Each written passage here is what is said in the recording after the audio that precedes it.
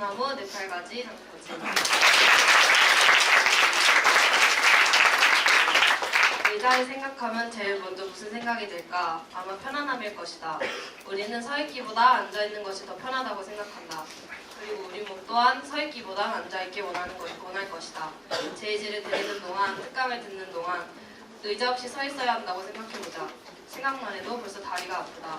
그런데 사실 우리의 몸은 앉아있을 때 편하도록 만들어지지 않았다. 저자는 삶 속에서 우리와 친밀한 이 의자는 인공적인 편의시설일 뿐이지 자연에서 비롯된 것이 아니라는 걸 분명히 알아야 한다고 말한다. 그렇기에 우리가 의자에 지배되어서는 안 된다.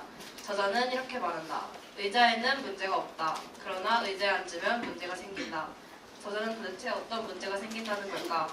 우선 우리가 의자에 앉는 행위 자체가 신체의 무리가 된다.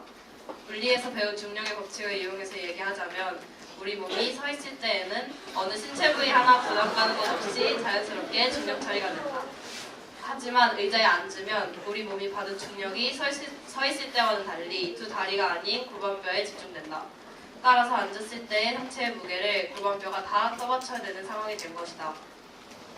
저자는 우리가 의자에 앉는 것이 몸을 고정시키는 것 같다고 말한다. 특히 오랜 시간 앉아서 공부하는 우리의 몸은 의자에 고정되므로 뇌의 피로, 일자목, 혈압 상승 등 다양한 문제를 마주하게 된다. 의자에 앉아있는 시간이 늘어나고 앉아있는 것 자체가 가끔 편하다고 느끼지 못하는 나로서는 의자의 바른 사용법이 궁금해졌다. 저자는 이 책에서 여러 가지 방법을 제시하지만 나는 내가 실천해본 두 가지의 방법을 소개하려고 한다. 첫째, 좌골로 앉기. 좌골이라는 단어가 아마 생소할 수도 있다. 하지만 우리 몸에서 이 좌골은 생각보다 큰 역할을 해준다. 우리가 대체로 앉는 자세는 청발과 꼬리뼈를 두르고 등을 등받이에 기대고 앉는 이런 자세로 앉는다. 혹은 허리를 굽히고 고개를 앞으로 내미는 이런 자세로 앉는다.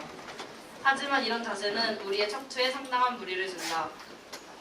척추는 우리 몸의 기둥과 같다. 척추가 휘면 자세가 구부정해지고 몸의 순환이 더뎌지며 몸 안에서도 문제가 생긴다. 척추의 부담을 줄이고 바른 자세를 가지기 위해서는 좌골로 앉아야 한다. 좌골이란 우리 엉덩이 뼈 밑부분을 말한다. 좌골을 우리 족발과 같이 의자에 맞대고 앉으면 척추의 부담을 줄일 수 있다. 좌골로 앉기를 의식하게 되면 자연스럽게 허리도 펴진다. 그럼 지금 다 같이 좌골로 한번 앉아볼까요?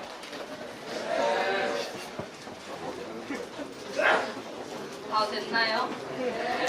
그러면 두 번째 실천 사항으로 넘어가겠습니다. 둘째, 습관 고치기. 급식실에서, LC에서, 교실에서 많은 사람들이 다리를 꼬고 앉는다.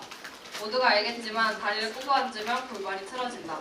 책상에 앉아서 턱을 괴고 머리를 기울이고 의자에 비스듬히 앉는다. 혹시 두통이 작거나 어지럽고 짜증이 많다면 자신의 자세를 점검해 보기를 추천한다. 이 모든 현상의 요인이 자신의 흐트러진 자세일 수도 있기 때문이다. 앞서 말했듯이 바르지 못한 자세는 육체적인 피로뿐만 아니라 정신적인 문제까지도 이어진다. 따라서 다리를 꼬고 턱을 괴는 습관을 의식함으로 고쳐보자. 내가 나의 자세를 의식하게 된 것 또한 이유가 있다. 어느 날 어느 때와 같이 수업을 듣던 중 한 친구를 보게 되었는데 바른 자세로 열심히 수업을 듣고 있는 친구의 모습이 내게 강렬한 인상으로 다가왔다. 동시에 나의 자세를 의식하게 되었는데 허리를 굽히고 바르지 못한 자세로 수업에 집중하지 못하였었다. 그날부터 내 자세를 고쳐가기 시작했고 자세를 고치다 보니 수업 집중도도 올라가고 더 개운한 공부를 할 수 있었다. 자세를 고치는 작은 변화를 통해 집중력을 높이는 변화까지 경험할 수 있었고 공부를 대하는 태도 또한 더 적극적이고 긍정적이어질 수 있었다. 내가 나의 모습을 의식하지 못했더라면 아직까지도 구부정한 자세와 태도를 가지고 있지 않았을까 싶다. 자세뿐만 아니라 내 시선, 내 방향, 나의 태도를 의식함으로 나를 점검해보자. 의식, 자각, 다른 말로는 메타인지라고도 하는 그 힘을 스스로 길러감으로써 작은 변화부터 삶의 변화까지 경험할 수 있기를 기대한다. 아직도 나는 그 친구를 보며 자극을 받고 스스로 의식해나가기를 이어가고 있다. 쉽지 않겠지만 나의 노력과 실천이 나뿐만 아니라 다른 사람에게도 좋은 영향을 줄 수 있다는 걸 기억하길 바란다.